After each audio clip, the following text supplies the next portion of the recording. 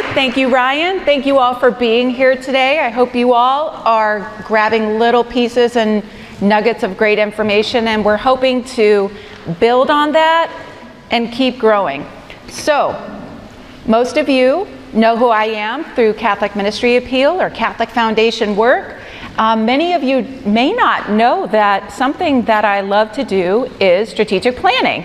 So last April, when we all got together at the first parish growth work that we did, when they talked about things like building a parish plan, it really sparked my interest. I was excited. I was ready to go. But not everybody was there with me.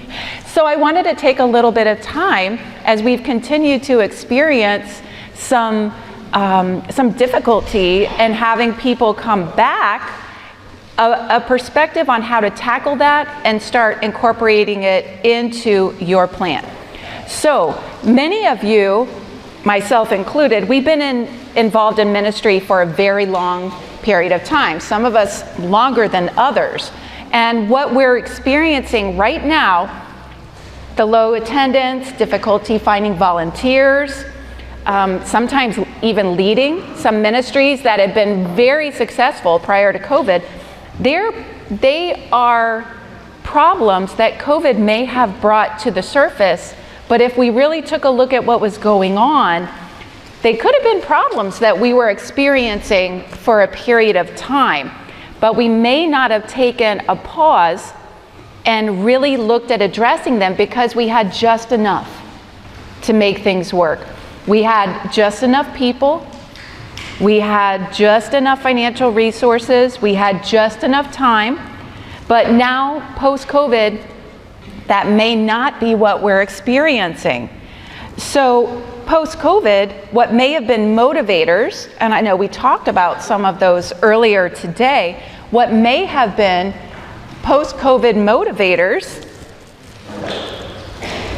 all of these may not be working as well as they did before. For those who may have been volunteering because it was a habit, for those who may have been volunteering because it was a way to meet people, for experiencing something new, adding to their resume, fulfilling service hours, a personal need to give. For all of those reasons, during COVID there was no activity. So they found other places to go and other things to do to fill that motivation that they had. For those who may have been invited, and that's why they said yes to start with, invitations stopped for a while. Our invitations stopped for a while. And for those who were coming or volunteering, whether it be to Mass or to volunteer opportunities, if they were doing it out of a sense of obligation or duty, that was also removed from the plate for a little while. You remember? And so they may not be feeling that anymore.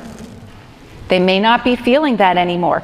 So what we're facing is that those who may not have been giving because they experienced a true conversion, for those who may not be coming back because they feel and they know that their participation is an expression of their love for God and Jesus, for those who are not moving already and conscious that they're on a path of discipleship, they're not here now. And so how do we go about getting those people back? We're experiencing obstacles. We're experiencing obstacles that are not insurmountable, but we have to take a look at it. So let's start by really addressing what is an obstacle. It's an obstruction or a barrier, of course, but it's also just a difficulty or problem that prevents us from achieving something. May not be easy. Sometimes it's easier than others. And sometimes it takes really diving under the surface to see what the obstacle really is. What is the root of the obstacle? It's kind of like the iceberg, and we are the Titanic, okay?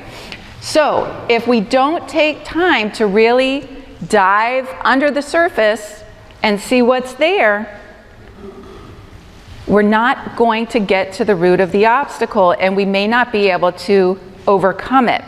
Sometimes obstacles are perceived obstacles. Sometimes they're very real obstacles. Sometimes it's hard for us to do that dive. Why? Because sometimes the obstacle is us. Sometimes it's difficult to do the dive because we are the obstacle. But unless we do that digging, we cannot transform the obstacle into that objective, and then the strategies or action steps into it's a plan that helps us get closer to a goal, achieve the goal. And our goal is growing our parishes by making disciples, engaged, active, on fire disciples. Okay, so sometimes it's not easy to do this work, but it's necessary work. And what we're going to do now is a little bit of an exercise. Okay, we should all be here with some other people from our parish leaders, right? So we're going to work in groups on an exercise. And we're all going to agree before we start that our goal is parish growth. What's our goal?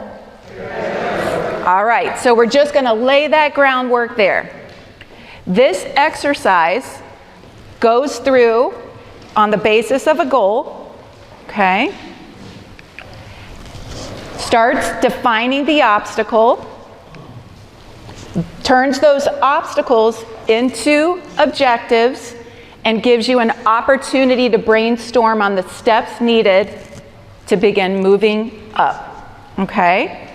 So, what we're going to start with is defining the obstacle fully, really defining it, brainstorming objectives, as many as we can, that will lead to overcoming the defined obstacle that we took time to really dive into, then brainstorm the strategies leading to achieving those objectives, ultimately leading to the goal of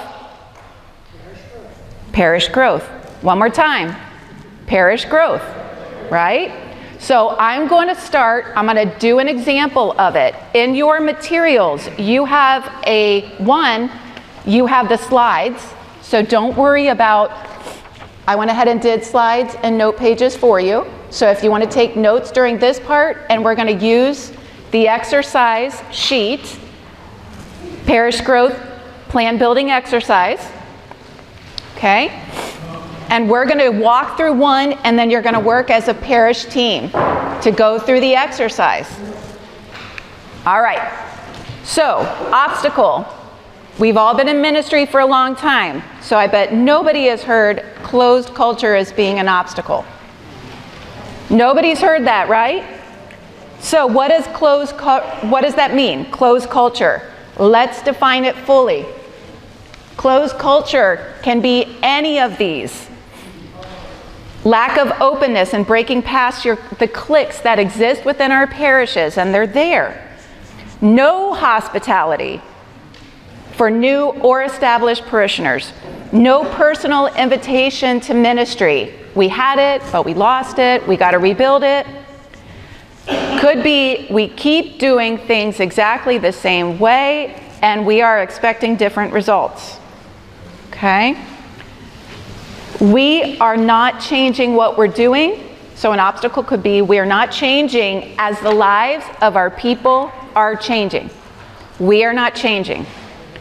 It could be we're not asking. Or we're asking, but we're not answering what they've identified for us. So those are all ways to fully define that obstacle, right, of closed culture. There could be other things that are at your parish that define closed culture. But we're going to start right here, okay? So first, we have to now turn objectives, pull them out of the obstacle. We need to pull objectives from this and then we brainstorm steps or strategies. Here we go. So, objectives. Objective 1, if we are going to address closed culture in our parish, we have to foster an open culture in our ministries where our people feel welcome, needed, and wanted. Okay? Objective 2, we have to reestablish hospitality for both visitor or newly established parishioners and old established parishioners. Hospitality doesn't stop and end, it is ongoing. So for our parish, that's what we need to do.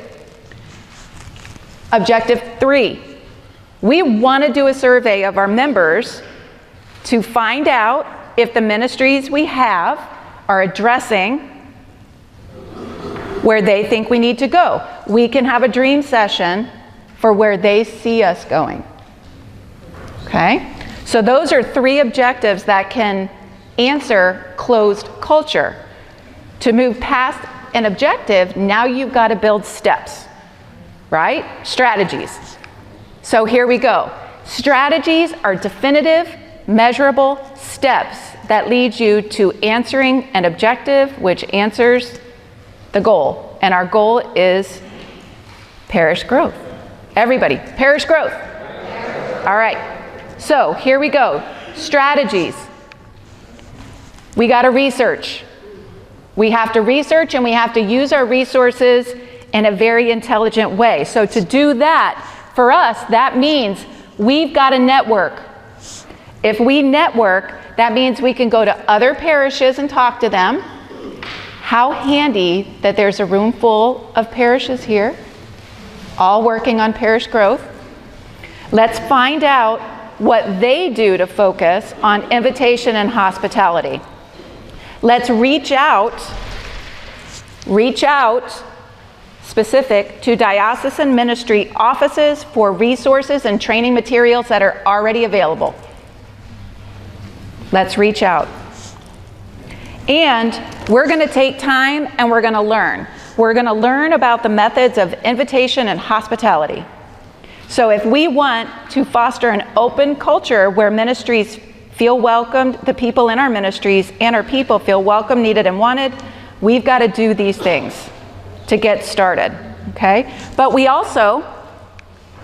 need to take time and do discernment and training. We need to make sure that the ministries that we have, the ministries that we grow, are working and supporting the vision and the mission of our parish. It all's got to flow back up, right? So, in order to do that, we are going to build job descriptions for our ministries, for our leadership in our ministries, and for members of ministries, so they understand what they're a part of, how many hours are they committing to, how are we tied to the mission of the parish, so that everybody who's in the ministry knows the answer to that question. How are we tied to the mission and vision of our parish? What is expected of me? Who do I call if I've got questions? Okay. We're going to train for engagement to invitation to response. What does that mean?